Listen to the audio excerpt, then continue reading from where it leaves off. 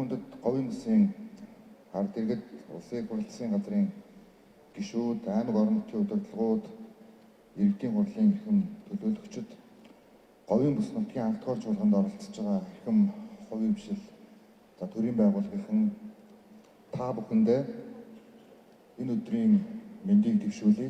Монгол улсын төрч ёсны бас түүхэнд анх удаа бүсчилсэн байдлаар засгийн газар их хурлын гишүүдтэйгээ хуралдаж байна. За энэ хуралдаанаас олон чухал шийдвэрүүдийг гарч бодиттой, хурдтай, прагматик хэрэгжилт гарна гэдэгт бол эргэлзэхгүй байна. Тэгээд говь нутагт бол аль аль зам болсон байна. Нийслэл Улаанбаатар хот бол жоохон сэрүүхэ хിവэрэ байна.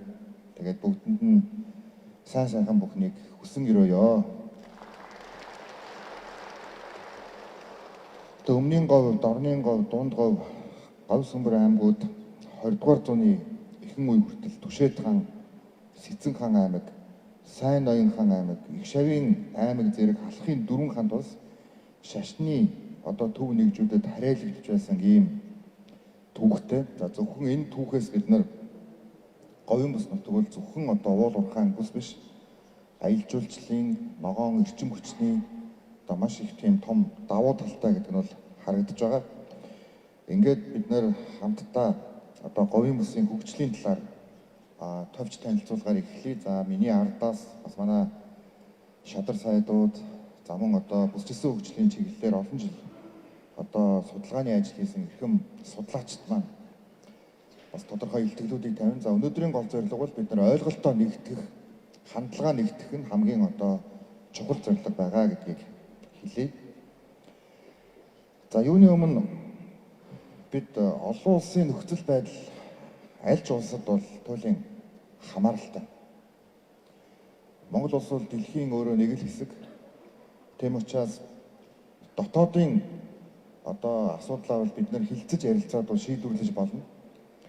За хамгийн яригтай байдаг зүйл ялангуяа хөгжиж байгаа Монгол улсын хувьд, далаад гарцгүй улсын хувьд бол олон улсын нөхцөл байдал туйлын сорилттой ийм цаг үе болдог.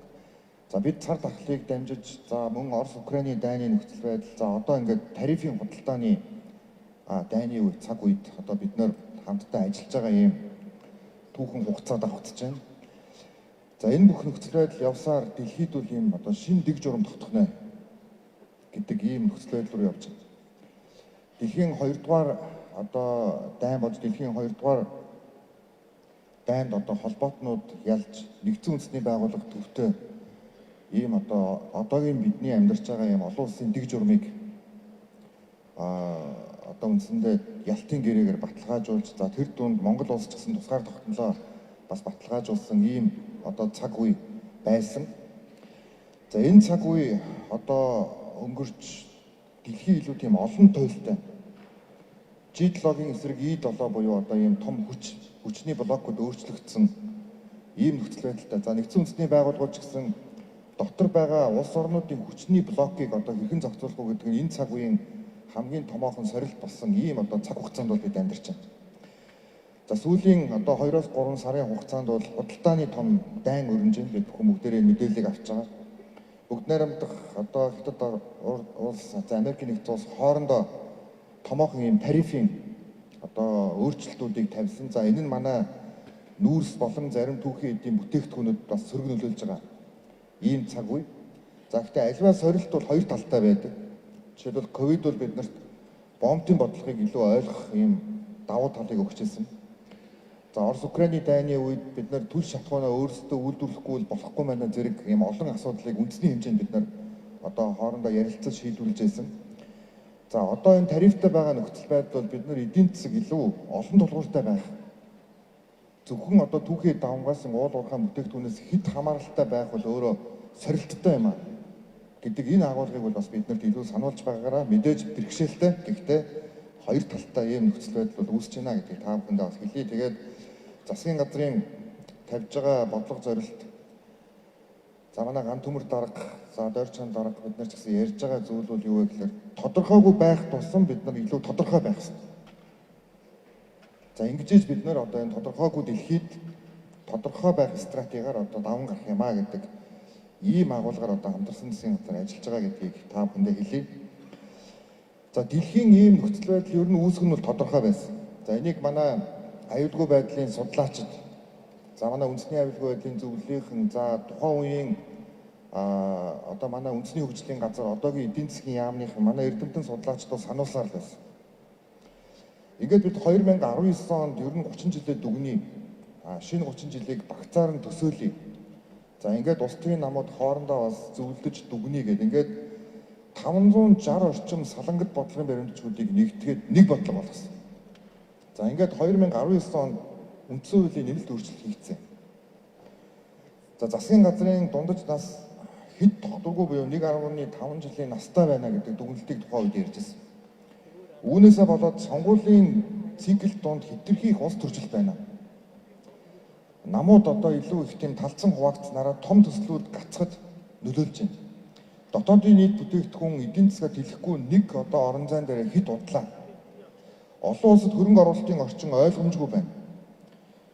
Зэрэг ийм одоо олон асуудлуудыг бол тухайн үед бол ярьжсэн. За ингээд 25 урт хугацааны бодлогыг одоо хэрэгжүүлж эхлээд за тухайн үед дэвшүүлжсэн томоохон зорилтууд бол ингээд бас нэлээд том алхмууд бол хийгдсэн. За өнөөдөр ч гэсэн энэ бол 2023 онд одоо улс төрийн намууд хамтарч улс төрийн намууд одоо зөвшөлдөж үндсэн хуулийн нэмэлт өөрчлөлт хийгээд анх удаа одоо бүсчилсэн тойроос манай парламентын гишүүд бөөнөрөө сонгогдсон анхны тохиолдол.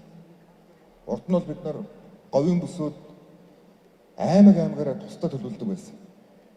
Одоо бол 4 аймаг хамтарч говийн бүс нутгийг одоо хэрхэн хөгжүүлэх вэ гэдэг дээр одоо салбарын одоо парламентын гишүүд хамтдаа нэгдэж, за дээрээс нь жагсаалтаа сонгогдсон мэргэжлийн экспертүүдтэй хамтарч ажиллах одоо ийм боломж үүссэн. За эдийн засгийн хөгжлийн яам байгуулагдсан. Хуучнаар бол одоо манай улсын төлөвлөгөөний комисс. За нэг үеүл бид нар бас хэд тууширсан. Ерөөсөө зах зээлийн нийгэмд бол уртаар төлөвлөнө гэж байдгүй байна гэдэг. За гэтэл нэг том төслийн зураг төсөв техник эдийн засгийн үндэслэл өөрөө бараг 4 жил болж байна. Ажлаа эхлүүлэх гэсээр нөгөөт нь 4 жил. Хэрэгжлийнх нь үр дүн гүйцэх гэжээл бараг 10 жил хугацаа хэрэгтэй байдаг. Тэгээд нэг нөгөөгөө үгүйсгэж улс төрцөө байдал биднэрт ер нь хэрэгжүүлсэн том төсөл гэж бараг байхгүй. 90 оноос хойш нэг бүхэлдээ нэг 20 төсөл санаачилсан. За 20 төслийн одоо ингээ 15 6 нь одоо хүртэл хэрэгжээгүй явж байгаа. Ийм сул талууд бол гарсан байна гэдэг ийм агуулгыг одоо тухайн үед бол ярьж ингээд одоо 23 оны үндсэн хуулийн нэмэлт өөрчлөлт хэрэгжээд сонгуулийн дараах одоо анхны уулзалт бол энэ болж байгаа. Тэгээ үндэсний баялагын сан, за цахим үндэстэн болох зэрэг олон асуудлууд бол бас ингээд хийгдсэн. За бүсчлэл, за мөн одоо боловсрол эрүүл мэндийн томоохон реформууд, за үндэсний нэгдвэл үнэт зүйл юу байх вэ зэрэг хүн төвтэй хөгжлийн бодлогын төлөө одоо бидний хувьд бол ингээд шинэ парламентын нэн шинэ цаг үед бол ингээд ажиллаж байгаа гэдгийг бас дуртан зүйтэй. За 2024 оноос цааш үеиг бол одоо Монголын парламентын нэн шинэ үе гэж нэрлэнэ. 1992 оноос 2024 он хүртэл бол үндсэндээ 76 зөвхөн одоо тойргоос хамааралтай мажоритар одоо ийм тогтолцооны үе. За 24 оноос цааш бол энэ бол парламентын холбог тогтолцооны одоо нэн шинэ үе гэж үзнэ. За мэдээж Шинзланд, за Англи гээд олон улсууд одоогийн байгааны тогтолцоотой. За тэд ч гэсэн мажоритар тогтолцоотой байх үедээ талцал хуваагдал нь дээд зэгтээ хүрч, за холбог тогтолцоо руу орсны дараа илүү одоо томоохон бодлогын асуудлуудаа эхэндээ гаргаж тавьснараа одоо хурдтай хөгжсөн ийм одоо олон улсын бас түүх байна. За өнөөдрийн парламентод анх удаа 25% нэмэгтэй. За нийт парламентын гишүүдийн бараг 60-аас дээш хувь нь шинэ сонгогдсон парламентын гишүүд. Нийгэмд одоогийн байдлаар хүлээмжшүүлэгдэх байдал 53% буюу одоо анх 1992 онд парламент бүрдэж явах үедээ тэнцсэн хэмжээнд одоо ийм хүлээлттэй байна гэж ойлгож байна. За зээлжих зэрэглэл, за 5 нам өссөн, за зээлжих зэрэглэл өссөн. За анх дугаар чуулганаар бас томоохон төслүүд хөдөлсөн зэрэг ийм эерэг үзүүлэлтүүд бол өнөөдөр олон нийтийн судалгаагаар бол байна гэдэг нь бол харагдаж байгаа. За ингээд бид нар засгийн газрыг хамтдаа байгуулсан. За энэ бол цаашдаа ч гэсэн ер нь хамтарсан засгийн газар байгуулагдах магадлал бол 90-с дээш хувь гэж үзнэ. Ягаад гэвэл одоо холбог тогтолцоо бол өөрөө одоо жагсаалт орж ирж байгаа учраас үнэмлэхүй ялал байгуулах ийм одоо нэг талдаа боломж, за нөгөө талдаа эрсдлийг бол бас хааж байгаа.